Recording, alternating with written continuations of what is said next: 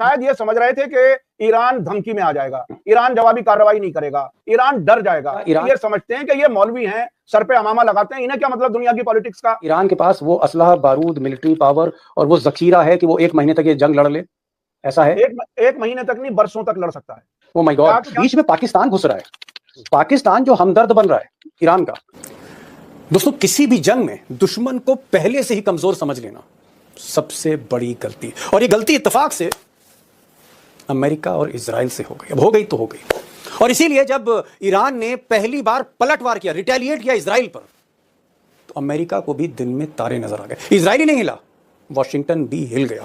सच, Iran हावी है, ताबड़तोड़ हमले कर रहा है इजराइल पर, जिसको लेकर दुनिया सख्ते में। सबको ताज्जुब हो रहा है कि ईरान अचानक इतना बड़ा पावर कैसे बन गया। नहीं है, ईरान जो कुछ जिस तरह से इजराइल को और अमेरिका को बैकफुट पर ले जा रहा है, ईरान की जो हाइपरसोनिक मिसाइल है फतेह, उसको अमेरिका का एयर डिफेंस सिस्टम रोक नहीं पा रहा है। उसीलिए ईरान जहां चाह रहा है उस इमारत पर मिसाइल गिरा रहा है। अब खामनाई का कहना है कि नहीं, जंग तभी खत्म होगी अब जब ईरान की सारी शर्तें मानी जाएंगी। लेकिन ये जो 4-5 दिन में ताकत दिखी है ईरान की, आज मिडिल ईस्ट की सबसे बड़ी ताकत के रूप में ईरान इमर्ज हो रहा है। यानी कि जंग अब ईरान ही खत्म करेगा। इजराइल को और अमेरिका को इस बात का एहसास नहीं था कि जो जवाबी हमला होगा उनके आयरन डोम को जो है भेद देगा, उनके कि आज अमेरिका की आंखें फटी की फटी रह गई, इजराइल बैकफुट पर है साहब कि ये फतेह मिसाइल पर ही ईरान की दुनिया खत्म हो रही है, या ये तो एक ट्रेलर है, पिक्चर अभी आना बाकी, मैं पूछूंगा आपसे, लेकिन मैं उसके बाद असली आतिशबाजी हम देखेंगे। अभी तो कुछ पटाखे निकाले हैं।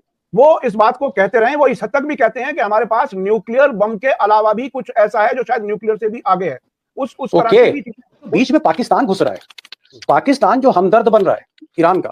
पाकिस्तान को क्या दूर किया जा सकता है? पाकिस्तान इमीडिएट पड़ोसी है उनका, और कल्चरली भी नजदीक है, और भारत को ट्रस्ट गेन करना पड़ेगा ईरान का। क्या ये बात सही नहीं है? क्या पहले से ही कमजोर समझ लेना सबसे बड़ी गलती, और ये गलती इत्तेफाक से अमेरिका और इजराइल से हो गई। अब हो गई तो हो गई, और इसीलिए जब ईरान ने पहली बार पलटवार किया, रिटेलिएट किया इजराइल पर, तो अमेरिका को भी दिन में तारे नजर आ गए। इजराइल ही नहीं हिला, वॉशिंगटन भी हिल गया।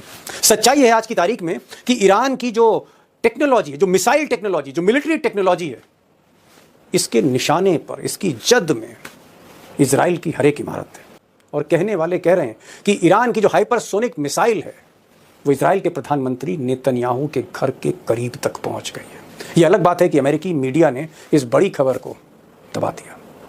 अब दोस्तों, जिस तरह से ईरान हावी है, ताबड़तोड़ हमले कर रहा है इजराइल पर, जिसको लेकर दुनिया सख्ते में। सबको ताज्जुब हो रहा है कि ईरान अचानक इतना बड़ा पावर कैसे बन गया। दरअसल ये कोई चमत्कार नहीं है। ईरान जो कुछ जिस तरह से इजराइल को और अमेरिका को बैकफुट पर ले जा रहा है, ये कोई सरप्राइज नहीं है, बल्कि 20-25 वर्षों से ईरान लगातार मिलिट्री और मिसाइल टेक्नोलॉजी पर रिसर्च कर रहा है। और उसका जो रिसर्च और डेवलपमेंट है, आप कह सकते हैं कि वो चाइना, रशिया, फ्रांस और अमेरिका के बिल्कुल करीब है। और इस कड़ी में ईरान की जो हाइपरसोनिक मिसाइल है फतेह, जो साउंड की, ध्वनि की स्पीड से 5 गुना 10 गुना ज्यादा है उसकी रफ्तार, उसको अमेरिका का एयर डिफेंस सिस्टम रोक नहीं पा रहा है, उसको इजराइल का एयर डोम रोक नहीं पा रहा है। और इसीलिए ईरान जहां चाह रहा है उस इमारत पर मिसाइल गिरा रहा है। अब चाहे वो मोसाद का दफ्तर हो या फिर डिफेंस का हेडक्वार्टर हो, यहां तक कि अमेरिका की एम्बेसी है, वहां तक भी मिसाइल ईरान की हमला कर रही है। अब दोस्तों, क्योंकि ट्रंप साहब मूलतः जो है वो एक बिजनेसमैन है, वो एक व्यापारी है, इसलिए ईरान की जो ताकत देखकर वो चाहते हैं कि कंप्रोमाइज हो जाए। इसीलिए उन्होंने कल भी स्टेटमेंट दिया था और आज भी इस बात को दोहराया है कि अगर ईरान युद्ध विराम करता है तो कई बातें ईरान की मानी जा सकती हैं। ये ट्रंप साहब का ऑफर है, बिजनेसमैन ट्रंप का ऑफर है। उधर ईरान का कहना है, जो ईरान के सर्वोच्च नेता हैं खामनेई साहब, खामनेई का कहना है कि नहीं, जंग तभी खत्म होगी अब जब ईरान की सारी शर्तें मानी जाएंगी। जितने भी टर्म्स एंड कंडीशंस हैं वो अब ईरान डिक्टेट करेगा। ये ईरान का वर्जन है। अब आप कह सकते हैं कि इसका मतलब यही है कि फिलहाल इस जंग में ईरान झुकने को तैयार नहीं है, क्योंकि 25-30 सालों से इस जंग की वो तैयारी कर रहा था। होमवर्क ठीक था ईरान का। अब दोस्तों, जिस तरह से जवाबी कार्रवाई चल रही है, ईरान हाइपरसोनिक मिसाइल दाग रहा है, उधर इजराइल भी मोसाद के जरिए बहुत ही स्पेसिफिक टारगेट्स पर स्ट्राइक कर रहा है तेहरान में। अब ये जंग किस मोड़ पर जाती है? क्या ये युद्ध महायुद्ध में तब्दील हो जाता है और कहीं ना कहीं अमेरिका, फ्रांस और ब्रिटेन इजराइल के पीछे खड़े हो जाते हैं? क्या ये युद्ध तीसरे विश्व युद्ध की तरफ मुड़ जाएगा? ये तो मैं आगे बताऊंगा, लेकिन अभी तक जो 4-5 दिन का युद्ध हमने देखा है, 4-5 दिन का, उससे तीन बातें ईरान ने साबित की हैं। दुनिया को 3 बड़े मैसेज ईरान ने पहली बार दिए। नंबर 1 चीज, for the first time Iran ने यह साबित किया है कि उसकी जो मिलिट्री टेक्नोलॉजी है, खासकर हाइपरसोनिक मिसाइल, वो टेक्नोलॉजी अमेरिका, रशिया और चाइना, अगर इससे ज्यादा नहीं है तो कम भी नहीं, यानी कहीं ना कहीं ईरान अमेरिका, रशिया और चाइना के लीग में खड़ा है मिलिट्री सुपर पावर की जहां तक बात है, अपनी मिसाइल टेक्नोलॉजी के दम पे। पॉइंट नंबर 2, अभी तक ईरान की घेराबंदी सभी करते थे, अमेरिका भी, इजराइल भी, उधर कभी कभी सऊदी अरब भी, और भी बहुत सी बादशाहत थी जो ईरान की घेराबंदी करती थी। लेकिन ये जो 4-5 दिन में ताकत दिखी है ईरान की, ईरान आज की तारीख में सऊदी अरब हो या फिर यूरोप के मुहाने पर टर्की हो या बाकी मुल्क हो, इस्लामिक कंट्रीज हो, आज मिडिल ईस्ट की सबसे बड़ी ताकत के रूप में ईरान इमर्ज हो रहा है। यानी कहीं ना कहीं ईरान ने अपनी सुप्रीमेसी साबित कर दी है और आने वाले दिनों में पूरे मिडिल ईस्ट में जो वर्ल्ड ऑर्डर है उसको तय अब ईरान करने जा रहा है। पॉइंट नंबर 3 ये है कि जंग भले ही इजराइल ने शुरू की हो, अमेरिका की शय पर शुरू की हो, सच्चाई है कि ये जंग अब ईरान ही खत्म करेगा। ये भी एक संदेश ईरान ने देने की कोशिश की है।